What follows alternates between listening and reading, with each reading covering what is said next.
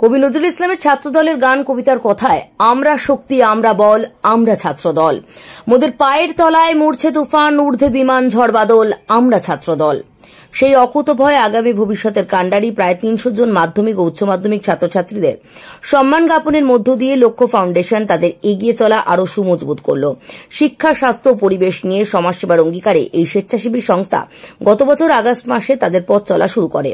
রাজনীতির ঊর্ধ্বে উঠে সমাজসেবাই হল তাদের মূল উদ্দেশ্য। শনিবার বিরাটি তরুণ সেনগুপ্ত স্মৃতি ভবনে রবীন্দ্র নজরুল সন্ধ্যা এবং কৃতি ছাত্রছাত্রীদের সম্মাননা প্রদানের মধ্য দিয়ে লক্ষ্য ফাউন্ডেশন বিশেষ বার্তা বয়ে নিয়ে আসে। গণেশ বন্দনার পর বেলুর মন্দিরের অধ্যক্ষ স্বামী মহাপ্রজ্ঞানন্দজি মহারাজ, সংস্থার সভাপতি কিশোর কর, সম্পাদক পূর্ণেন্দু দেবনাথ, বরিষ্ঠ কার্যকরী সদস্য রতন জৈন প্রদীপ প্রজ্বলনের মধ্য দিয়ে অনুষ্ঠানের প্রারম্ভ ঘটান। ছাত্রছাত্রীদের বৃক্ষরোপণের প্রয়োজনীয়তাকে অপরিহার্য করে তোলার জন্য স্বামী বিবেকানন্দ ও ভগিনী নিবেদিতার জীবনী গ্রন্থ তুলে দেওয়ার পাশাপাশি গাছের চারা দেওয়া হয়। এছাড়াও সম্মাননার ফাঁকে ফাঁকে বিভিন্ন সাংস্কৃতিক অনুষ্ঠানের আয়োজন করা হয়েছিল। ছাত্রছাত্রী, অভিভাবক, অভিভাবিকা বৃন্দ এবং বিশিষ্ট গুণীজনদের উপস্থিতিতে সমগ্র অনুষ্ঠান প্রাণবন্ত হয়ে ওঠে। স্বামী মহাপ্রজ্ঞানন্দজি মহারাজ বর্তমান আলোকে স্বামীজির ভাবধারায় শিক্ষানুরাগী হওয়ার কথা বলেন।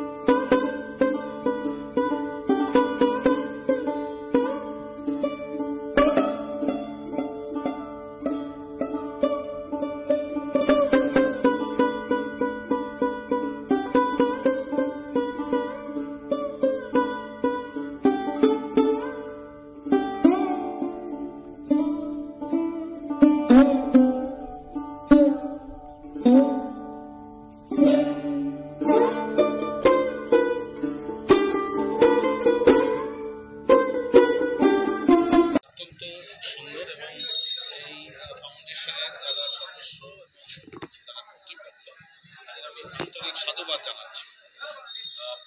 দেখুন, আমাদের যে কোনো কৃতিত্বই মানুষের জীবনে অত্যন্ত গুরুত্বপূর্ণ। তার থেকেও অন্তত এই বয়সে, ওরা যে বয়সে পড়াশোনা করছে, মাধ্যমিক, উচ্চ মাধ্যমিকে যারা সমস্ত স্টুডেন্ট, গুরুত্বপূর্ণ হচ্ছে এই কৃতিত্বের স্বীকৃতি। সেই যে কাজ, সেটা থেকে লক্ষ্য ফাউন্ডেশন একটি আয়োজন করেছে, সেটা খুব আনন্দ। আর দ্বিতীয়ত, আমি তো অনেক জায়গায় বিভিন্ন সময় যাই, বিভিন্ন ধরনের ইউথ ক্যাম্পে। যখনই যাই, যখন ছাত্রছাত্রীদের দেখি, তাদের সাথে আমার কথা বলতে খুব ভালো লাগে। তাই এখানে এসেও দেখলাম এত সুন্দর পরিবেশ। তাই স্বামীজির একটু কথা, স্বামীজি ভীষণভাবে চেয়েছিলেন, বললাম যে ছাত্র যুবদের তাদের মধ্যে থেকে তার যথার্থ যারা করছে তারা বেরিয়ে আসবে। তাই তাদের সঙ্গে স্বামীজির কিছু কথা আমি একটু আলোচনা করি। খুব আনন্দ হচ্ছে, ভালো লেগেছে। দেখুন, স্বামী বিবেকানন্দ চিরকালই প্রাসঙ্গিক। স্বামীজি খুব অল্প বয়সে শারীরিকভাবে চলে গিয়েছে, সেটা যেমন। তার পাশাপাশি আরেকটা হচ্ছে যে স্বামীজির যে কথা, সেটা কোনো নির্দিষ্ট সময়ের জন্য নয়, এটা চিরকালের জন্য। আসলে একজন মানুষ, বিশেষ করে ছাত্র জীবনে, ছাত্র বা ছাত্রী হিসেবে একজন মানুষ কি করে তার পড়াশোনার পাশাপাশি তার নিজের জীবনকে ঠিক করে গড়ে তুলতে পারে, এটাই স্বামীজি বিভিন্নভাবে বলতে চেয়েছেন। কেননা স্বামীজির মধ্যে শিক্ষা ছিল খুব সার্বিক। স্বামীজি বলেছেন যে মানুষের যে অন্তর্নিহিত পূর্ণতা, তার বিকাশের নাম শিক্ষা। এটা একটা খুব প্রাচ্য দর্শনের ধারণা। মানে এডুকেশনটা হচ্ছে আমাদের মধ্যে যে বিরাট সম্ভাবনা আছে, সেই সম্বন্ধে আমাদের সচেতন করে তোলা।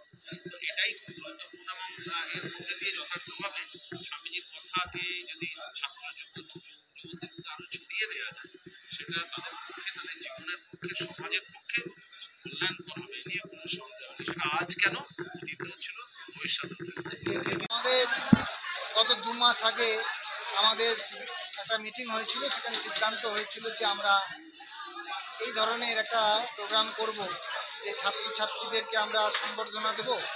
সেই উদ্দেশ্য নিয়েই আমরা ঠিক করেছিলাম যে এর আগে নির্বাচন ছিল, সেই সময়ে এই ধরনের প্রোগ্রাম করাটা অসুবিধে ছিল।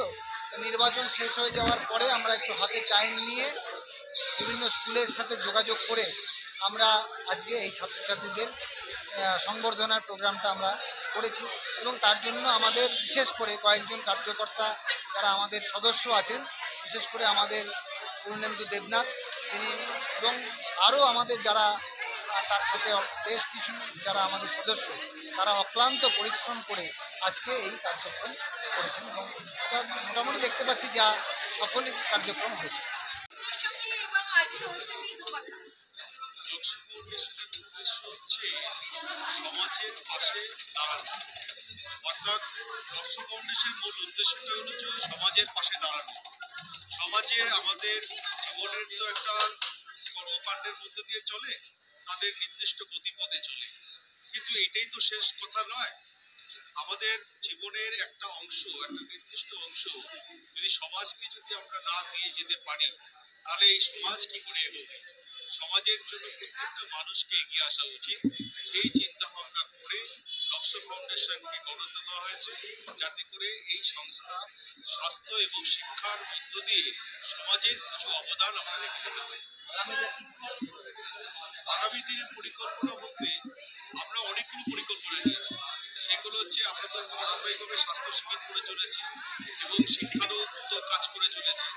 আগামী দিনে আমরা শাস্ত্রীয় সঙ্গীতের একটা বড় অনুষ্ঠান আমরা করতে যাচ্ছি শীঘ্রই।